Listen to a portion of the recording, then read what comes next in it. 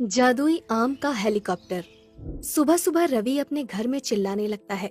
माँ, अरे ओ माँ, मेरा मोबाइल कहाँ है? इस घर में मेरा जीना ही हराम हो गया है। मैं कल ही शहर जाऊंगा। अब इस घर में रहने का मेरा कोई फायदा नहीं है।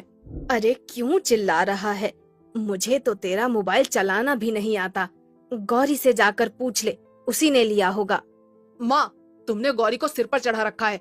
उसकी हिम्मत कैसे हुई मेरा मोबाइल छूने की? आखिर वो तेरी बहन है, कभी तो उसका ख्याल रखा कर। बहन है तो क्या मेरा सब कुछ रख लेगी? तेरे पिताजी बागीचे से आम तोड़ने गए हैं, वो भी अब बूढ़े हो गए हैं। जाकर उनका हाथ बटाया कर। आम की बोरियां वो अकेले ही उठाते हैं, तुझे शर्म नहीं आती है? दिन भर मोबाइल चलाता रहता है। माँ की बात सुनकर रवि तुरंत जंगल वाले बागीचे में चला जाता है। वहाँ उसके पिताजी आम तोड़कर बोरियों में भर रहे थे। पिताजी, आज मैं आपकी मदद करने के लिए आया हूँ। आज से मैं रोज आम की बोरियां उठाकर बाजार तक ले जाया करूँगा। आपको ज्यादा मेहनत करनी नहीं पड़ेगी। अच्छा हुआ बेटा जो तुम आ गए। मैं भी अब बूढ़ा हो गया हूँ, ज्यादा वजन नहीं उठा पाता हूँ। इसके बाद दोनों बाप बेटे बागीचे से आम तोड़ने लगते हैं। ये देखिए पिताजी, इस पेड़ के आम कितने बड़े बड़े हैं। हाँ बेटा, ये पेड़ बहुत पुराना पेड़ है। मेरे पिताजी कहा करते थे कि ये पेड़ कोई जादुई पेड़ है। इसके आम सबसे बड़े और मीठे होते हैं।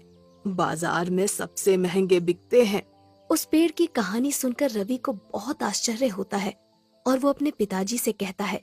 पिताजी, मैं कल शहर जाकर एक नई दवा लाऊंगा, जिससे इस पेड़ के आम और बड़े हो जाएंगे और हमें ज्यादा फायदा होगा।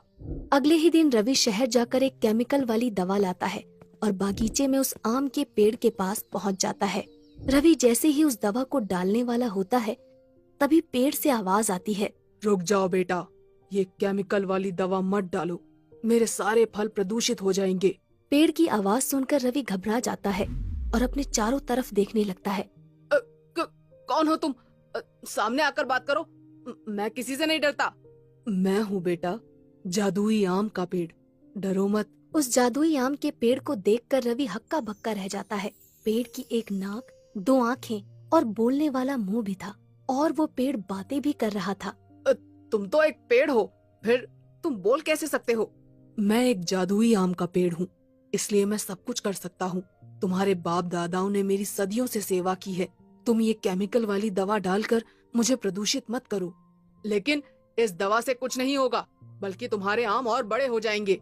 नहीं बेटा, इस केमिकल को मत डालो। इसके बदले में मैं तुम्हें एक जादुई आम देता हूँ। इस जादुई आम से तुम कुछ भी बना सकते हो। इसके बाद